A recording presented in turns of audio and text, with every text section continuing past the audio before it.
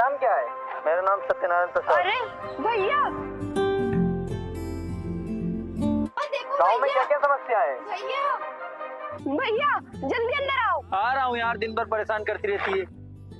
गाँव मुख्य समस्या पानी की वजह से फसल बर्बाद हो गई है। पिछली बार भी यही हो गया था। कोई आते जाते हैं यहाँ पर? कोई नहीं आता, चुनाव टाइम बस नेता, कोई किसी का ख्याल नहीं रखता यहाँ पे। अगर आज तेरे पिता होते तो कितना खुश होते बेटा। रहिए कल तक न्यूज के साथ कैमरामैन कालू भट्ट और मैं लोकेश सोंधिया। धन्यवाद।